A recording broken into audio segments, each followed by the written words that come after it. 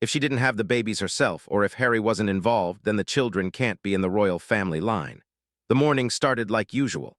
Cameras were on, coffee was getting cold, and the TV hosts were getting ready. No one in the studio or at home knew what was about to happen. Then Angela Levin sat down. She moved her microphone, looked at the camera, and everything changed.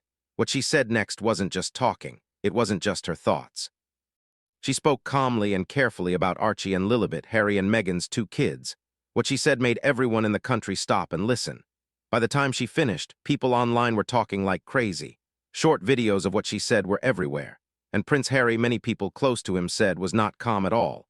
So what did Angela Levin actually say? Why is Harry's reaction such a big deal on its own? And what does this all mean for two little kids growing up in one of the most talked about families ever? Stay here, because this story is deeper than you think.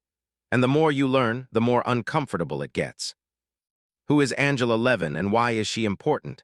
Before we talk about what she said, let's talk about who Angela Levin is. This is very important.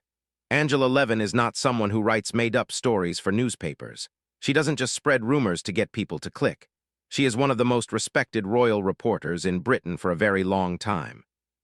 She has spent many years covering the royal family, getting to know people, getting special access, and becoming known for saying things others are scared to say. She even had special access to Prince Harry for her book about him. She spent time with him, traveled with him, and heard things from him that most people never did. This is very important. It matters a lot because when Angela Levin talks about Harry and Meghan, she's not just guessing. She knows a lot about the royal family, more than almost anyone else. That's why when she speaks, the room gets quiet. That's why the hosts lean in.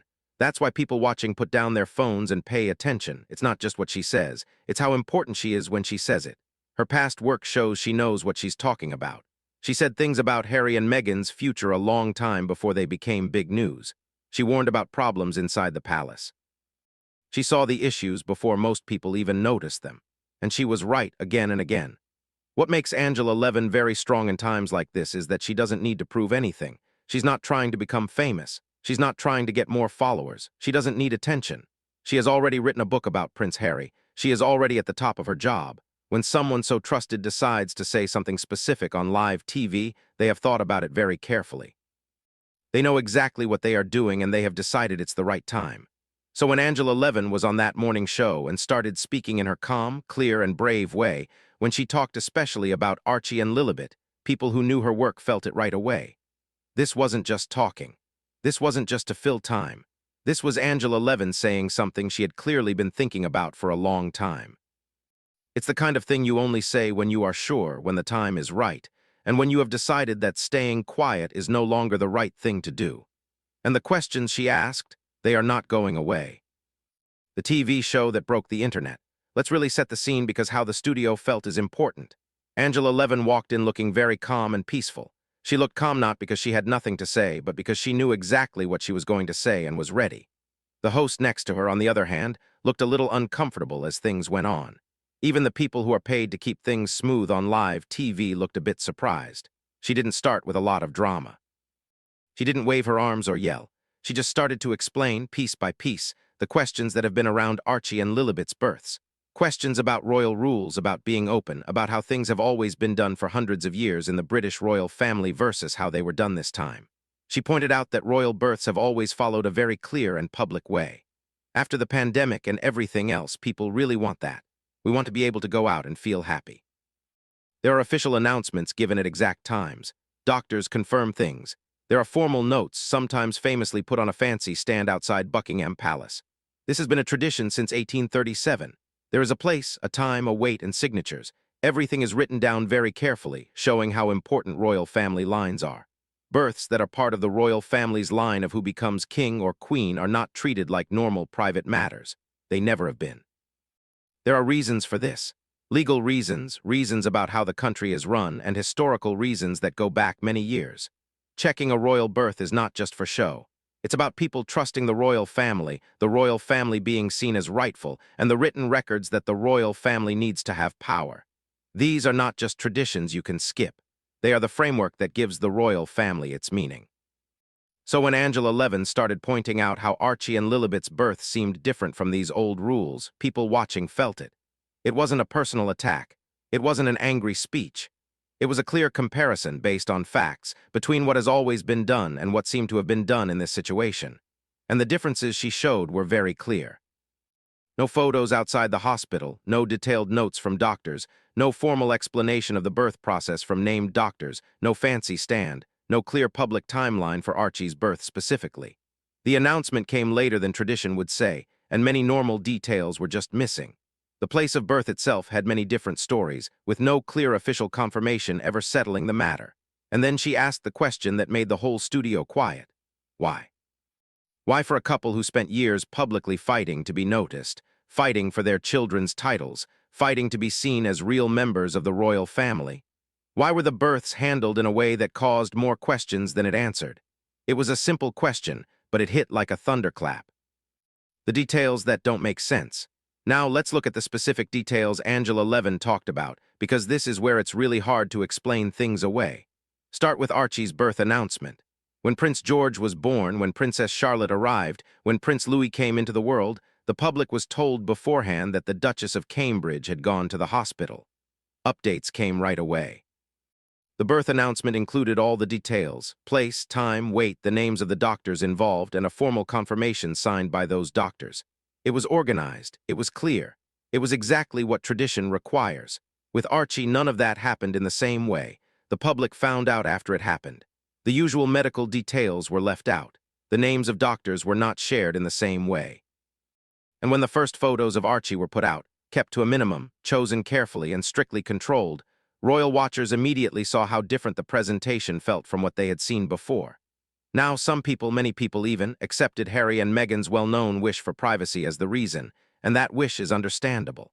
They had made it clear throughout Meghan's pregnancy that they were stepping back from being fully public, which comes with being a senior royal. That was their choice. That was their right. But here is the problem with that explanation, because it feels very welcoming and includes everyone, and there's a lot of different people, and it's just a sweet love story. And Angela Levin pointed it out perfectly. You cannot, on one hand, use the benefits of being royal when it suits you.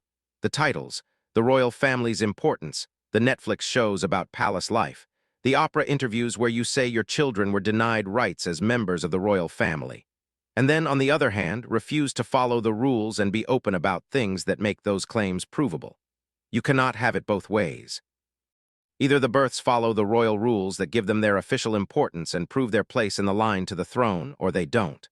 And if they don't, then the very claims Harry and Meghan have made about how their children were treated become harder to believe. If you fight publicly for your son's title, but you don't give the papers that royal births usually need, you are creating an empty space, and empty spaces don't stay empty for long. People fill them. Angela Levin didn't accuse anyone of anything directly. She pointed to missing parts. She pointed to things that didn't match up. She asked questions that, if all the normal papers had been given, would simply not exist.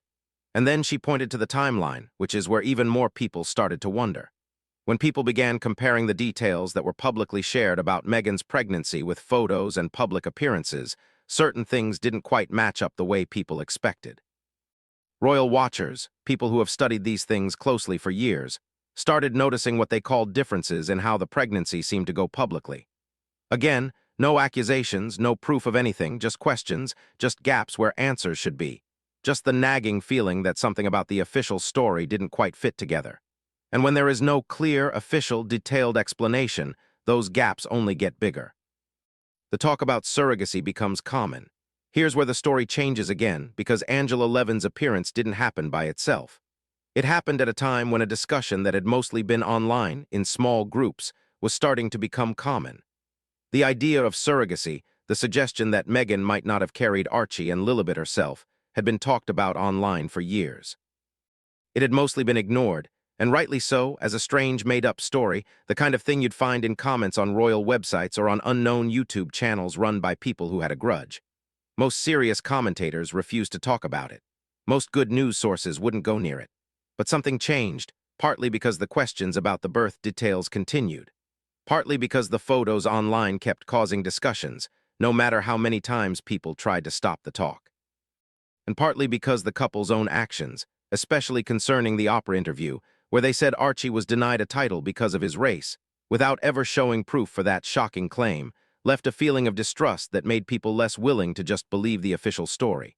It's worth stopping on that last point because it's super important to understand how we got here. Trust, once broken, is very hard to fix, and Harry and Meghan broke it not once but many times.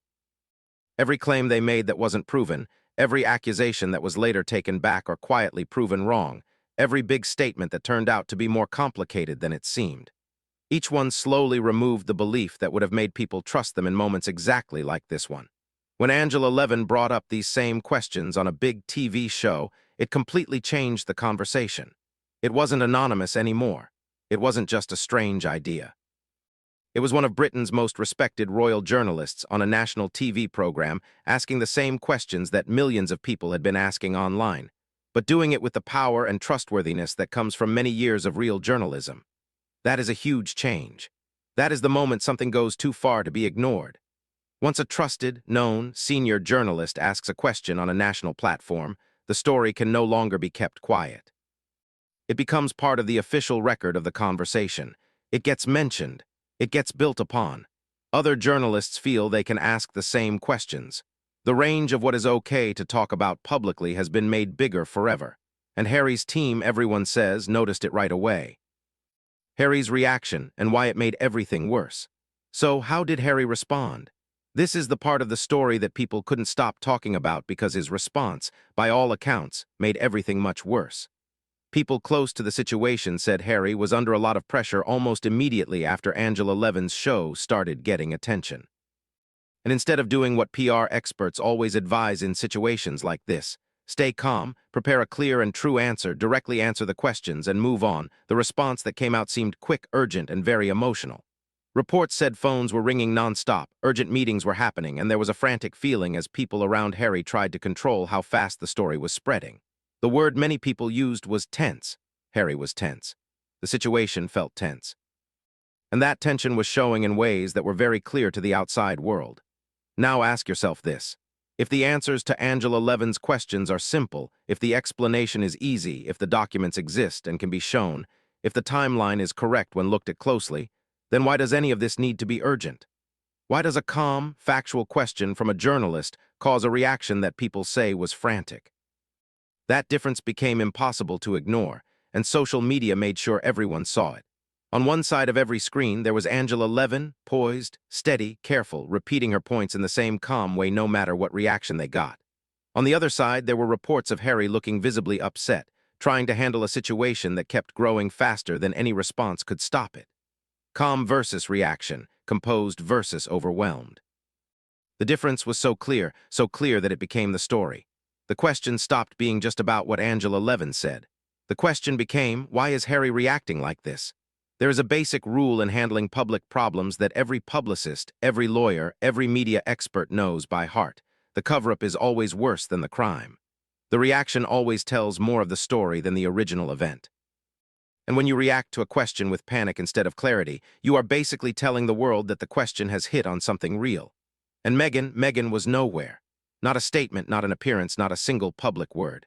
For a couple who have built their whole public image around speaking out, around being loud, around directly and loudly disagreeing with stories they don't like, the silence from Meghan was very noticeable, and people noticed. Meghan's silence and what it means. Within hours of the story really blowing up, "Where's Meghan?" was trending online, not as a joke, not as a funny picture, but as a real question asked by millions of people on social media at the same time. This was a moment that directly concerned her. These were questions about her children's births, her pregnancies, her body, her choices, and she was nowhere to be seen. Harry and Meghan have always acted as a team, at least in public. Every big statement, every interview, every Netflix show, every public appearance has been carefully planned by both of them. Their brand is built on the idea of being together, two people against the world, standing side by side, always in agreement, always together. But this time, Harry seemed to be completely alone in dealing with the pressure, and Meghan seemed to have completely stepped away. Royal experts quickly commented on how important this difference was. Some argued her silence was a plan, that she thought staying quiet would make her less noticeable and let the story disappear faster. That idea is certainly possible. Meghan is not someone who acts without thinking, but others saw it very differently. To those people, the silence didn't look like a plan, but like distance, as if Harry was left to take the full hit of this story by himself, while the person who arguably had the most direct reason to answer the questions being asked remained hidden. That is a striking picture. A prince known worldwide, reportedly under huge pressure, dealing with a media storm that keeps growing and his wife nowhere to be found. Was it a plan? Was it something else? Was there an argument behind the scenes about how to respond? No one outside their close friends knows for sure. But that uncertainty, that lack of the united front the public has come to expect, made the rumors even stronger. And this is the thing about silence, it's never truly silent. When there are no words, people make up their own stories. And the stories people made up about Meghan's absence were not good. Think about what happened when the Oprah interview aired, one of the most shocking royal interviews ever. Meghan was front and center. She was calm, spoke clearly, and was clearly in charge of what she was saying. She talked about her mental health. She talked about her children. She talked about race and palace secrets and how lonely institutional life was. She didn't hide. She leaned into it. That Meghan, the one who stepped into the global spotlight to share some of the most private and damaging claims about the royal family ever made public, was nowhere to be found when it was her children's births, her pregnancies, her own body being discussed. The difference is not small, and it's not something people were willing to just ignore. If you are willing to talk when it helps you, but you disappear when questions are being asked, that pattern gets noticed. It's remembered, and it's used against you exactly when your trustworthiness matters most. The children at the center. In all of this, all the media noise, all the guessing, all the back and forth about rules and times and titles, it's easy to forget what's most important in this story. Two children, Archie and Lilibet. Real children who didn't ask to be born into this situation, didn't ask to be used as topics of discussion, and didn't ask to spend their childhoods being talked about and argued over by millions of strangers around the world. Angela Levin made this point very strongly, and it's the point that more than any other needs to be understood. These children are being raised in what she called a kind of show, not a life, a performance. They are shown selectively. Shown when showing them helps, hidden when hiding them helps. Their pictures are controlled with extreme care. Their existence is brought up strategically whenever Harry or Meghan need public sympathy or an advantage in their story. But the details that would make their existence real and provable are kept hidden. Think about what that means for those children as they grow up. Think about the world they are getting, where their births are argued about online, where their legitimacy is questioned in major news, where they are both protected and used as weapons by the two people who are supposed to simply be their parents. Think about when Archie is old enough to search his own name. Think about what he will find.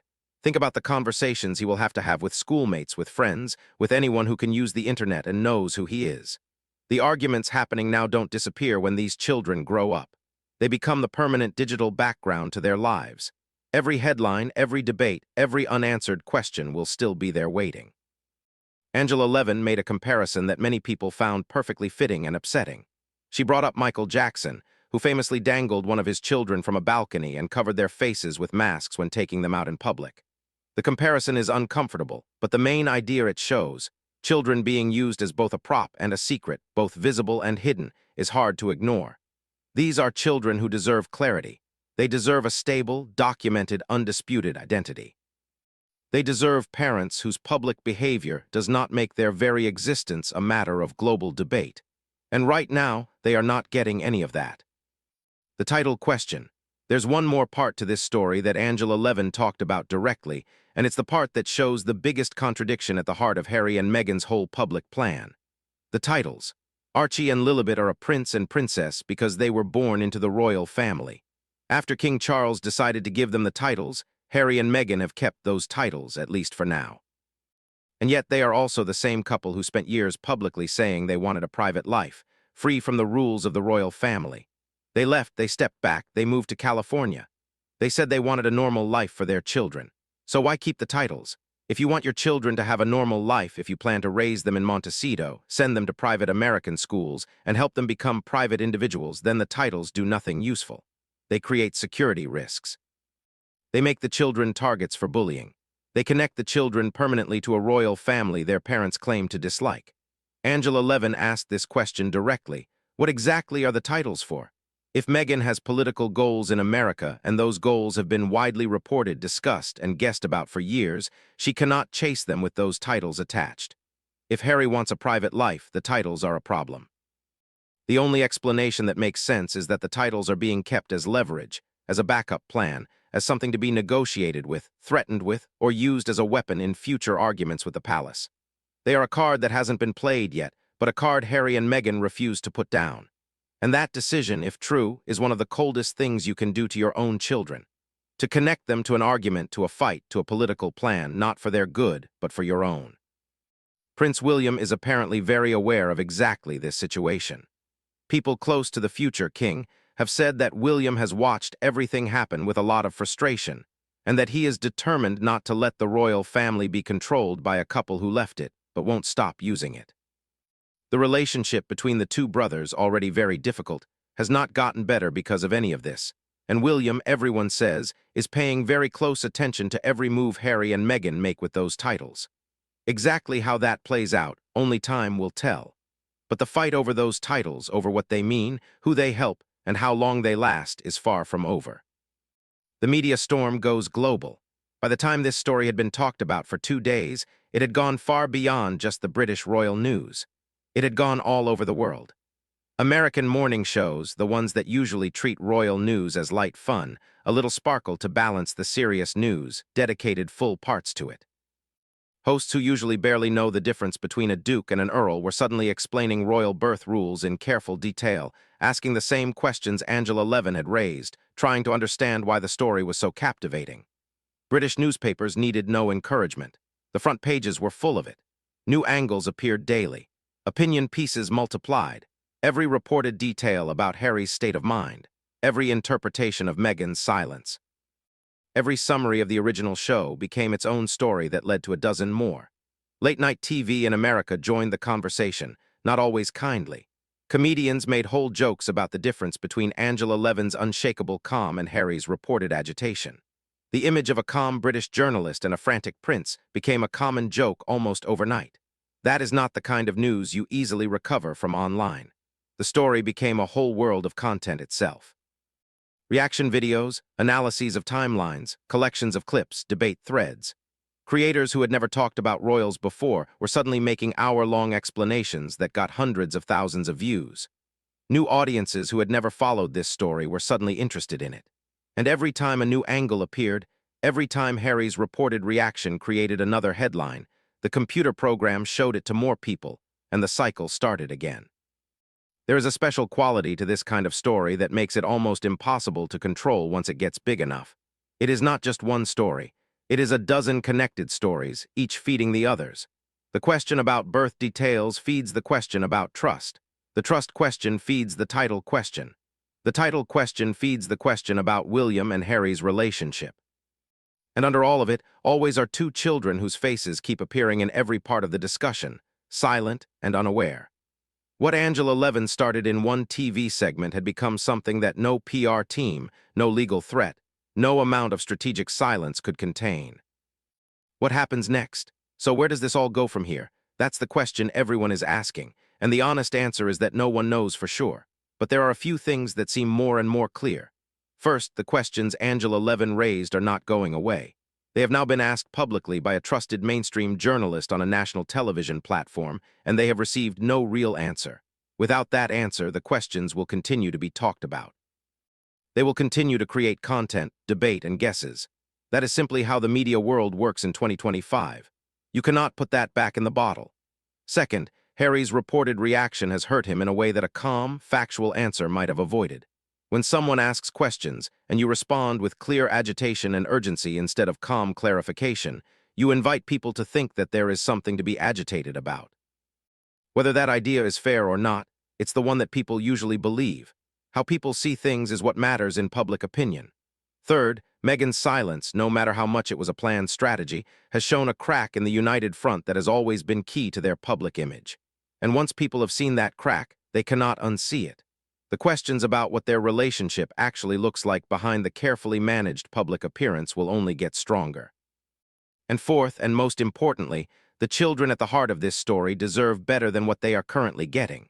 Whatever the truth about the circumstances of their births, whatever the real reason behind the title decisions, whatever is actually happening inside that Montecito home, Archie and Lilibet deserve to grow up in clarity, not controversy. They deserve parents who protect them genuinely rather than using them as tools. They deserve a future that isn't defined by their parents' battles. That is the quiet sadness underneath all the noise. Two small children who had no say in any of this and who are going to have to live with all of it. The really uncomfortable truth, The truth that no one in this story seems to want to say plainly is that the only people who can end this are Harry and Meghan themselves. They can answer the questions. They can provide the documents. They can step back from the public stage entirely and give their children the genuinely private life they have claimed to want. They have more power over this story than anyone else. They always have the choice to keep the controversy alive, to keep the titles, to keep mentioning the royal family while also attacking it. That is a choice, and every choice has consequences. Angela Levin sat down on that morning show and asked some questions. Simple questions, calm questions, questions that had been floating around for years, but had never been given such a visible platform, a journalist this credible, or a moment this perfectly timed. She didn't shout. She didn't accuse.